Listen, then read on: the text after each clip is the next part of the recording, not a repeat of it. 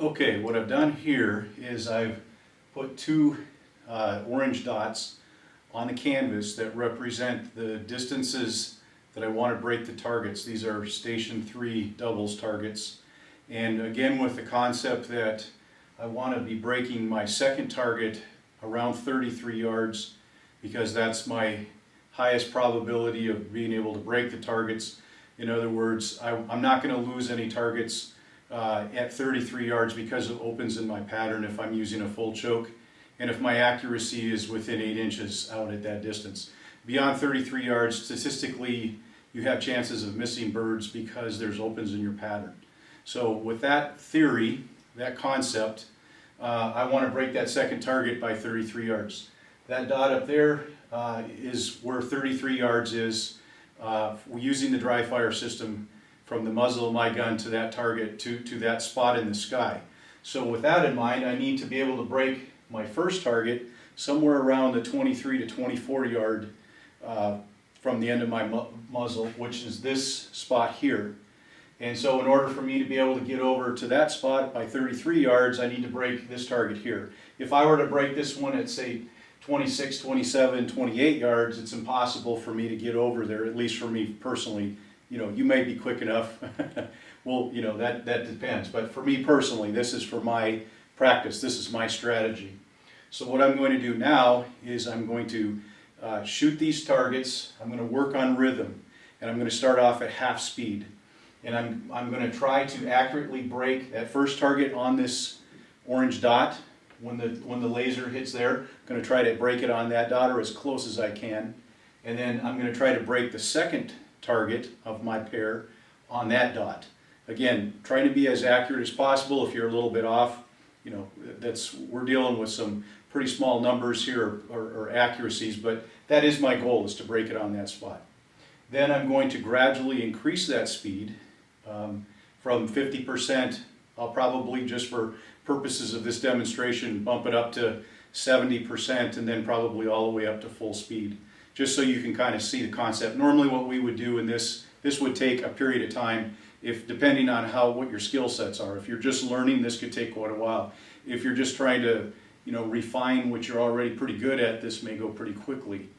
But what we're going to do here is show that once you get into the rhythm and your brain is starting to feel what that looks like and what that feels like, then you just reinforce it with lots and lots of reps.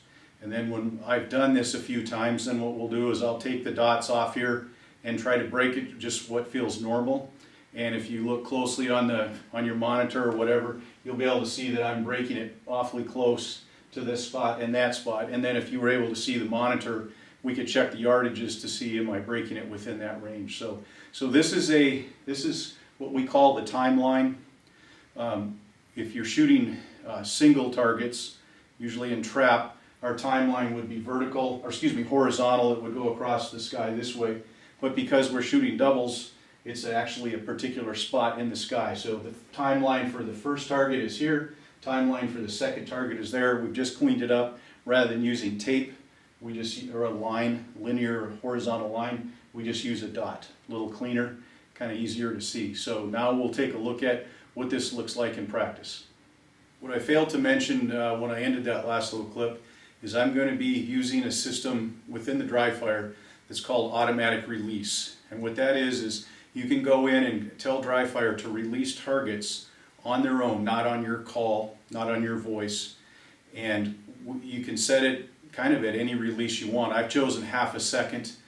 You can go up to 1 second integrals of anything you want, up to probably a 10-second delayed release, or where it actually will release targets for you on its own. The beauty of that is as I'm practicing this, I want to have to just respond to what's going on. I'm not calling a pull. You could set it up to pull for yourself. You could leave it as where you just call pull. But what I like to do in this is really focus on the target. The target, the target, the target. And when you do this practice, you'll realize that it trains your brain in ways that you will not have experienced before. Because I promise you that when you're doing this, you have to focus so hard in order to break that target that if your mind wanders for half a second to think about something else, you will miss that target. It's happened to me many times where my mind wanders, I think about something in the room or something I have to do or just something related to this, and I'll miss a target. So it requires extreme concentration in order to be successful at that.